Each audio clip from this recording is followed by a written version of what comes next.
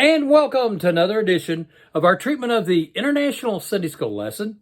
Today's lesson is entitled, Jesus Confronts Hypocrisy. And it's taken from the book of Luke, the 11th chapter, 37th verse through the 44th verse. And it's for September the 3rd, 2023, fall quarter, lesson number 1. Now, a little background information. Today's lesson deals with an old rabbinical custom of washing before eating. Now, I don't want anyone to misunderstand. The Bible is not teaching us not to wash our hands before we eat. It's not teaching us that at all. But there was an old custom in the rabbinical tradition that was completely tradition, where they would make all kinds of movements and put on a big show as they began to wash their hands before they ate. And it was way more of the putting on the show and making sure everyone saw how religious they were than it was actually cleanliness and making sure they were doing away with germs. Okay? And so that is what today's lesson is dealing with. It's dealing with that tradition that was not in the law, was not in the Torah. It was the oral tradition of the rabbis, and it was mainly to put on a big show to let everybody know how religious and how righteous these people were. Luke 11:37 and 38. While Jesus was speaking, a Pharisee asked him to dine with him. So he went in and reclined at table. The Pharisee was astonished to see that he did not first wash before dinner.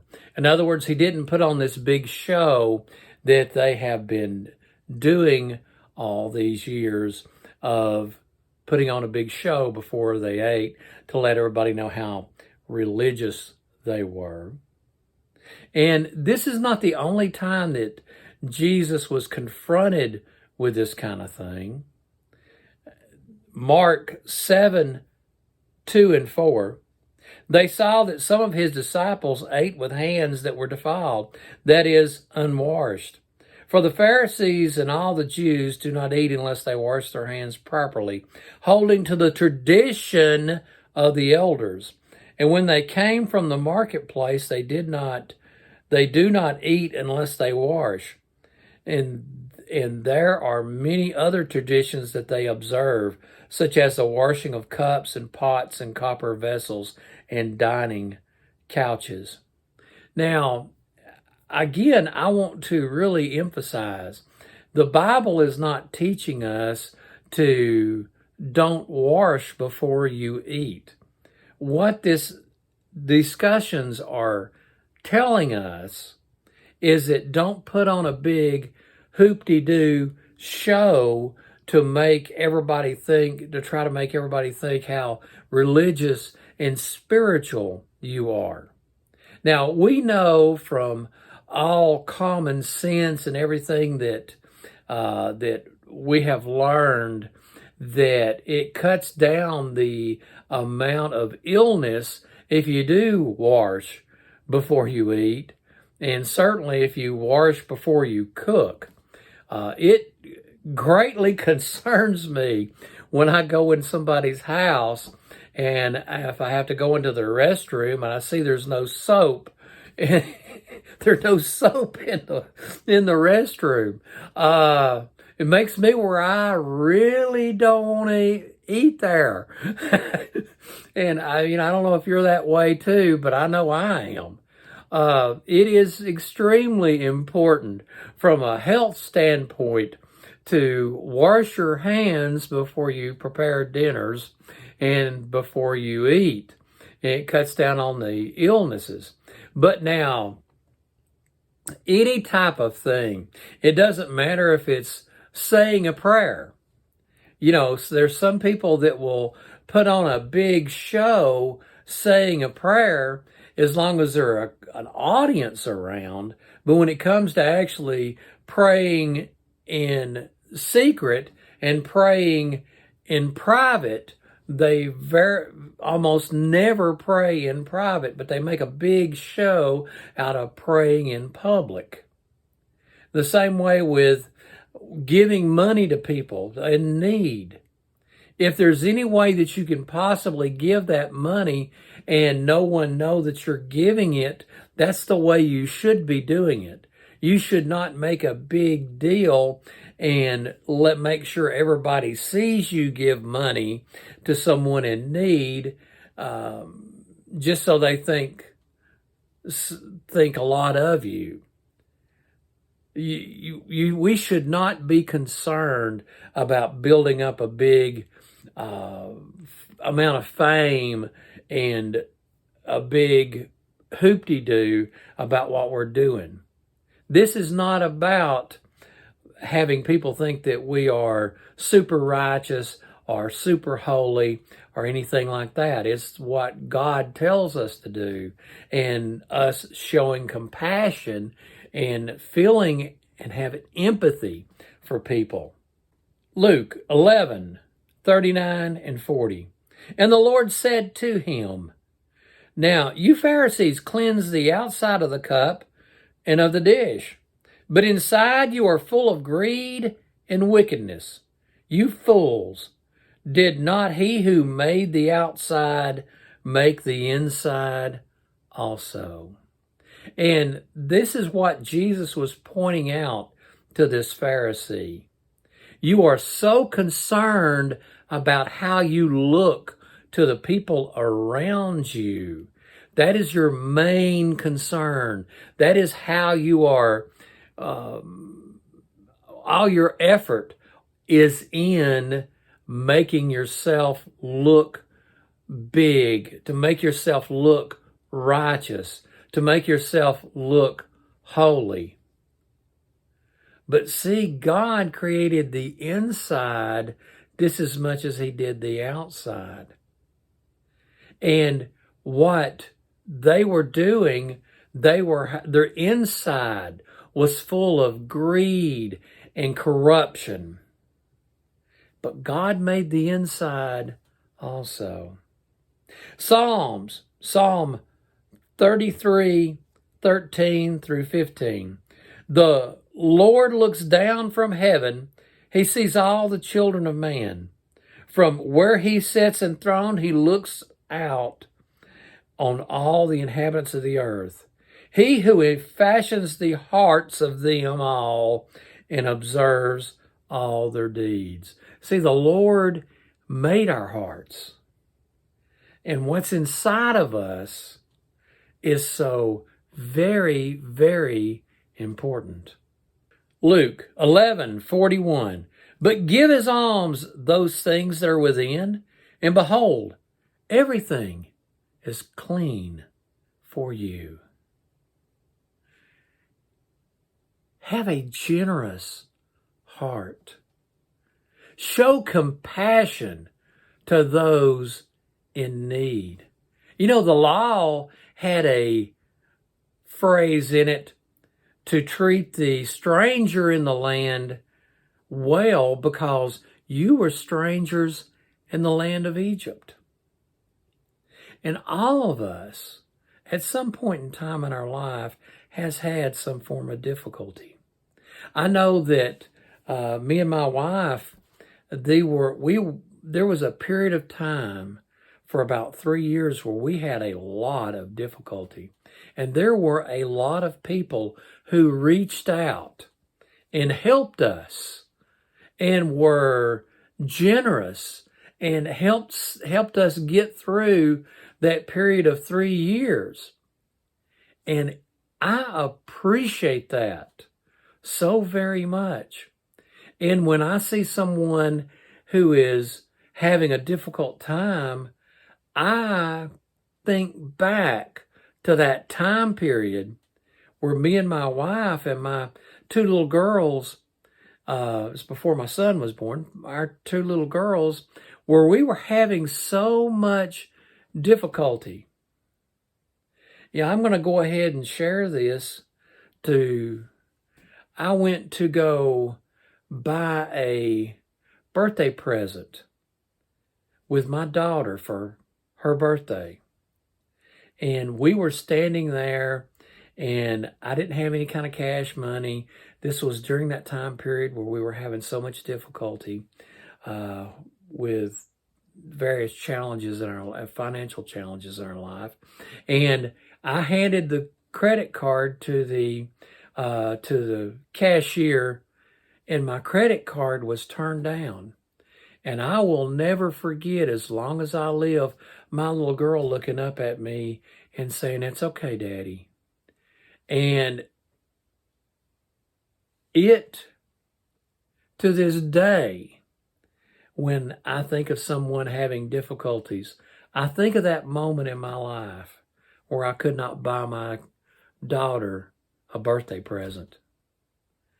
And it makes me feel empathetic for somebody in need.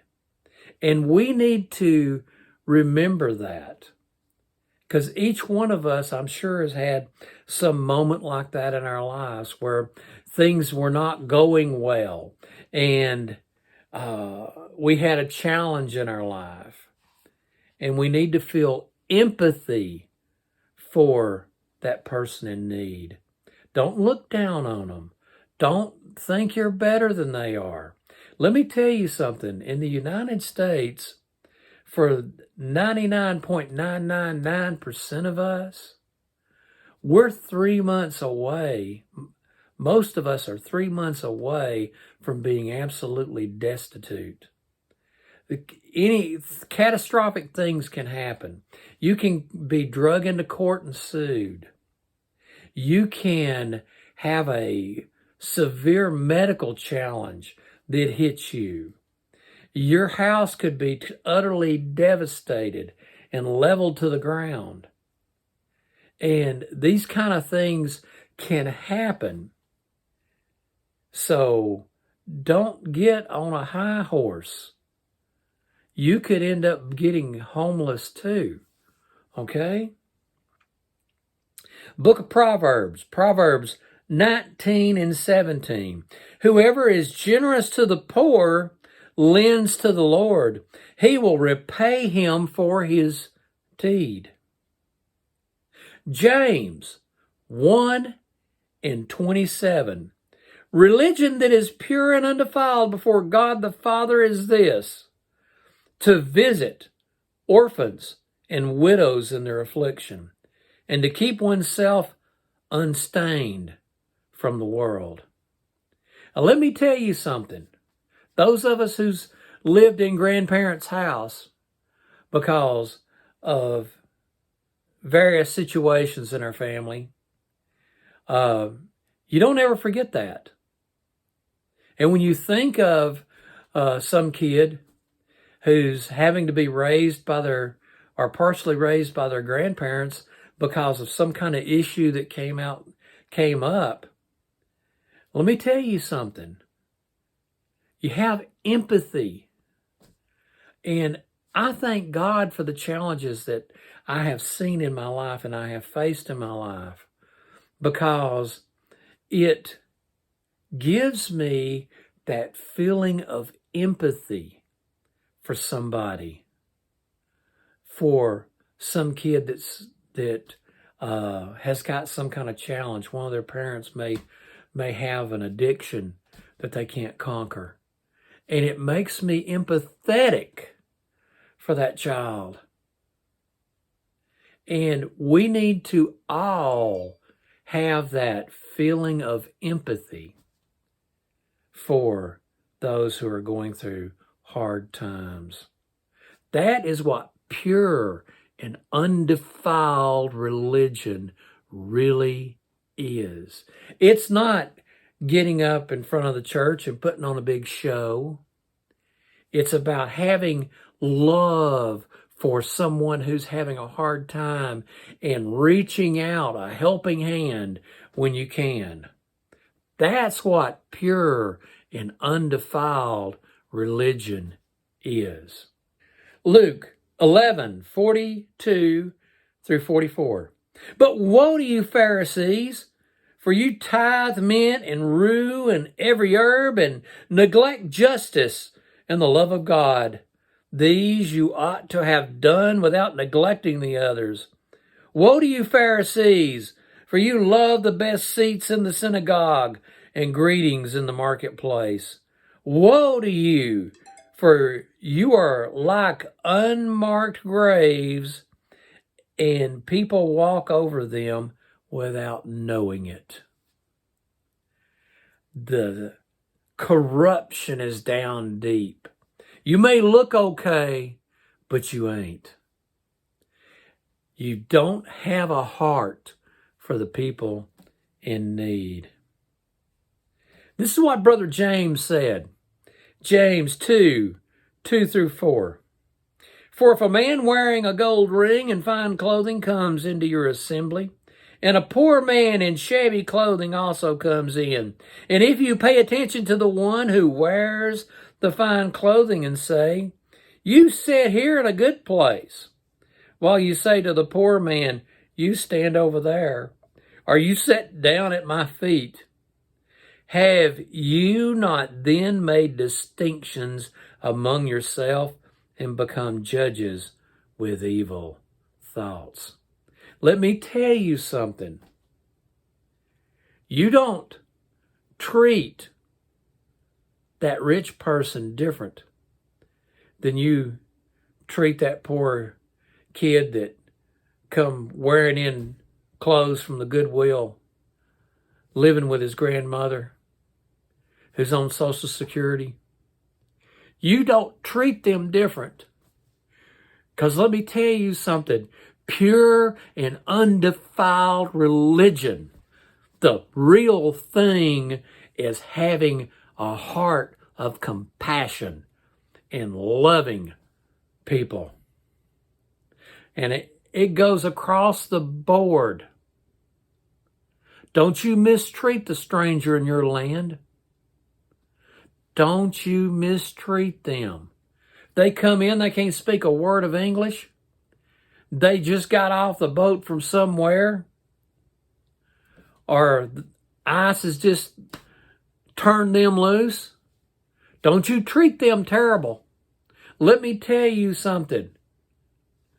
Treat the strangers with respect and kindness in your land.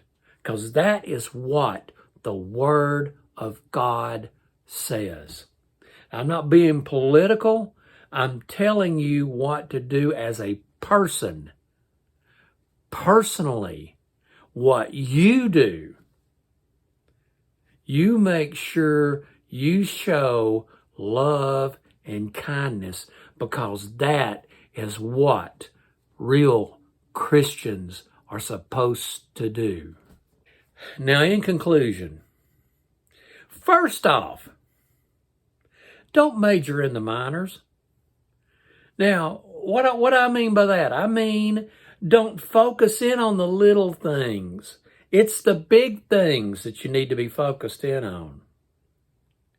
If you focus in on what kind of suit you wear to church on a Sunday morning, instead of reaching out and helping that poor orphan or widow woman, if you focus in on looking like a big shot, you are focusing in on the minors. Don't major in the minors. Major in the majors, because that's what's important. Second thing I want to say in conclusion is show your love by helping those in need. And I'm not saying show it to everybody in community. Show it to the person that you're helping. And if you can get away with it, make sure they're the only person who knows you're doing it. Because you're not trying to get brownie points in the community. Okay? The other thing is resist pride in every aspect of your life. God resists the proud, but He gives grace to the humble.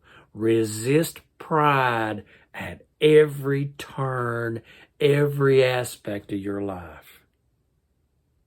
Well, friends, good Lord willing, I'll be back with you next weekend.